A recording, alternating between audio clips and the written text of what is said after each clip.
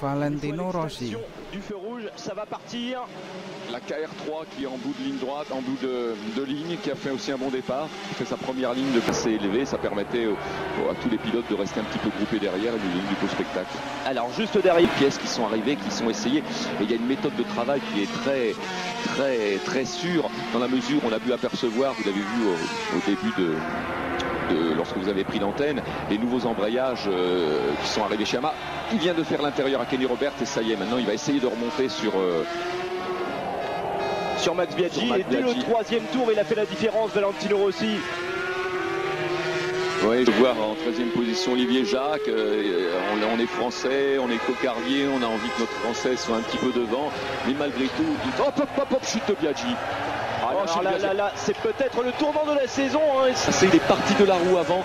Au moment où il relâche les freins, la suspension se détendant pousse sur l'avant. Et en plus de la fourche centrifuge, comme ils sont déjà à la limite, et bien voilà. On ne pouvait pas imaginer pire scénario pour Max Biaggi. Regardez-le, il a perdu l'avant dans ce virage. Regardez, hop, ça part et c'est récupérable. Une roue arrière qui part des fois en lâchant les gaz, ça rattrape. Mais la roue avant, c'est terrible, ils sont déjà à la limite. Max Biaggi qui n'était qu'à 10 points au championnat de Valentino Rossi. Et maintenant, la guêpe Valentino Rossi s'envole. Quoique, Capirossi a du mal, hein, sa moto est plus très stable. Et regardez, Valentino Rossi a perdu sa demi-seconde par tour. Il se retrouve avec le groupe en furie juste derrière lui, mais peu importe, il sera vainqueur. C'était tout calculé dans sa tête. Un bel exploit du pilote italien, Valentino Rossi qui va gagner 34e victoire de sa carrière. Et là, il va prendre un avantage au 9e de Barros. Norio Kaga et 12e place d'Olivier Jacques. Il va garer avec Kaga. Comme quoi les pilotes de temps en temps font des petites erreurs mais savent aussi être pilotés avec du sang-froid. On a été un petit peu surpris par les erreurs qu'a fait sur son Grand Prix national à Mugello. Image fort sympathique. Et ici, justement, où c'était très dur à piloter avec cette chaleur, cette manque d'adhérence sur ces virages en dévers, et il allait jusqu'au bout sans commettre une erreur. Alors que Biaggi l'a fait. Quelle domination sur cette course de Valentino Rossi. Il m'a semblé voir qu'il y avait une plage qui n'était pas très loin d'ici. Apparemment. Il domine haut la main ce championnat. Et là, il vient de porter un coup sur Max Biaggi. Cardozo est 13e. 14e place d'Arushika Aoki. Et figurez-vous que tous les pilotes d'Espagne, Referensi 3e. Et puis après, beaucoup plus loin, toujours en Espagne, sur cette manche de Barcelone, 11e, une chute aux Pays-Bas, 7e en Grande-Bretagne. Et Crivillier, là, qui est sur la deuxième marche du podium, à 3 secondes, 3 dixièmes de Valentino Rossi, vient de réaliser vraiment un bel exploit. Loris Capirossi est 3e, Norikabe 4e. C'est dommage pour Norikabe qui était bien positionné à un moment. Regardez Rossi qui fait une roue arrière en lâchant la main gauche. Le classement de cette course, 156 km/h de moyenne pour le vainqueur Valentino Rossi. He's taken his first. Well, it's going to be interesting on this sighting lap. Just have a look at the conditions. It obviously is drying out a great deal. They were 27 laps, front row confirmed. Rossi, Capirossi, Shimano, Bayliss, Honda versus Ducati. Rossi getting away really quickly there for that warm-up lap. Second row, Nicky Hayden, Max Biaggi, Marco Melandri and Toru Ukawa. Third row, Carlos Checa, Jeremy McWilliams, Shinya Nakano and Gary McCoy. The fourth row, John Hopkins, Kenny Roberts, Olivier Jacques and Alex Barros. Jacques winning the 250cc championship here, 3 years ago. Fifth row, Tamada, Edwards, Haga and Aoki. The red flag is taken away. The lights will go to red and racing will be underway here at Phillip Island. The Australian Grand Prix starts. Excellent start from the two Ducatis, Troy Bayliss and Loris Capirossi, sandwiching Tete Gibernau there in the front row. And one of the Hondas has come through as well. Is it Max Biaggi who leads into the first corner? Max Biaggi from the second row in 6th place, and he runs it wide at the start, and it's Loris Capirossi, or is it Troy Bayliss who leads the way? I think it's Capirossi that leads the... In the MotoGP clash, riding a 4-stroke, never ridden a 4-stroke before, never ridden anything so big as this 990cc Yamaha. But he's really doing ever so well there in second place. Season started in disaster for him. Loris Capirossi gets up the inside of Toru Ukawa. Of course, Marco Melandri broke his leg in 2 places at the opening Grand Prix of the season in practice. The opening Grand Prix of the season at Suzuka in Japan. He's taken a long time to recover. He's flying in 2nd place. Sete Gibernau 3rd. Loris Capirossi now in 4th place. Torikawa 5th. Rossi at the hairpin. Capirossi now just starting to push the Ducati beyond the limit. Let's see what the Ducatis can do against the Honda and the Yamaha. Behind Nicky Hayden, Carlos Checa right behind him. Carlos Checa in 7th place. So really, Rossi's running away at the front. 2.4 second advantage. Then the battle is between Melandri, Gibernau, Akawa, Capirossi, Hayden and Checa. New circuit record for Valentino Rossi, that lap of 132.161. Even in these cruel conditions here at the Phillip Island circuit, the pace this year has been so much quicker. Rossi's pole time was around 2 seconds quicker than the previous pole record here, set of course by Jeremy McWilliams last year on the 2-stroke Proton. But Rossi was riding the 4-stroke Honda here last year, and like I say, he went 2 seconds quicker this time around. A lot of that to do with the fact that Michelin brought sticky qualifiers here this year, which they didn't do last year. But even so, the class and the pace of this MotoGP class has moved up a step. Melandri crosses the line, still in 2nd place, hanging on now from Sete Gibernau, who looks at the inside at the end of the straight in 3rd place. Then it's Capirossi still, and Akawa and Nicky Hayden just dropping off slightly. Here comes Capirossi up on the inside of Gibernau. Capirossi up to 3rd place. 3 Italians now in the top 3. Rossi out on his own at the front. Then it's Melandri holding off Capirossi, and Gibernau, the Spaniard, in 4th. Behind him we have Toru Akawa, Nicky Hayden and Carlos Checa. Alex Barros into the pits as well. It looks like he's going to retire from this one. Gavin, any more news on that yellow flag controversy? I don't think that it's happened. There's nothing going on down here at the moment. I'm sure they're probably looking at the tapes, but I'm sure we'd have seen something. There was so much controversy after it happened last time. I'm sure they'll be right on the ball this time, but no, not heard anything. I've asked about Troy Bailey's condition either. No news so far. Well, there is Max Biaggi, and we're still not quite sure what happened to him. He disappeared from this group at the front, and he's way down the field now in 22nd place.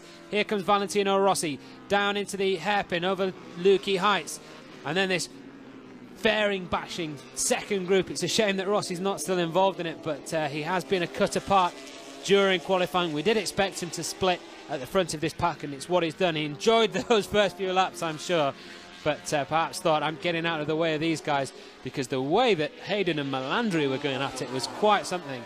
And I think now things have just settled down for now, but I'm sure they're about to pick up as they come down the end of the straight. Capirossi on the Ducati gets in front of the Yamaha of Marco Melandri. Capirossi now up to 2nd, but runs it wide, and can Melandri take 2nd back? It looks as though he will. He gets his left knee out around the outside of Capirossi, and he does so. So Capirossi and that Ducati had the extra speed down the straight, but just couldn't quite hang on the brakes. Now, we've seen that many times this season with the Ducati. Very, very fast indeed. Time penalty for Valentino Rossi. Absolutely on the ball there for Gavin down in pit lane. Rossi has obviously overtaken Marco Melandri when the yellow flags were being shown for the crash of Troy Bayliss. Rossi has a time penalty. This race is far from he looked like a battle for 2nd place, but Valentino Rossi has been penalised. He looks at his pit board. Now, does he realise what is happening? We're pretty certain, because he overtook Marco Melandri when the yellow flags were being raised when Troy Bayliss crashed. Capirossi back into 2nd place, Marco Melandri 3rd, Sete Gibernau in 4th place. But this is going to be the battle for the lead, because the race leader, Valentino Rossi, has a 10-second penalty for overtaking under a yellow flag. A 10-second penalty for Valentino Rossi. That doesn't mean he's got to go into the pit, just means 10 seconds, I would imagine, is going to be taken off his time. Over to you, Gavin. Yeah, but they haven't put a flag out for him to come into the pit, so it's just a case of, I assume, the 10 seconds coming off his time, which is what happened at Donington effectively, but he didn't know about it during the race. Many people argued that if he'd have known about it during the race, he'd have known to open up over a 10-second gap, and he'd have pushed it that little bit extra. Well, he knows about it this time, so there can be no arguments at the end of this race. Well, it will be interesting to see now what the pit boards say down there. Marco Melandri up on the inside of Loris Capirossi, and Capirossi hits back. Well, the gap between Rossi and the 2nd group stands at 3.56 seconds, as you can see there. And so Rossi is going to have to open up another 6.5 seconds over the last 14 laps if he's going to win this race. Malandri back in front of Loris Capirossi. What a ride this really is from the young Italian. It's hearts in mouth here.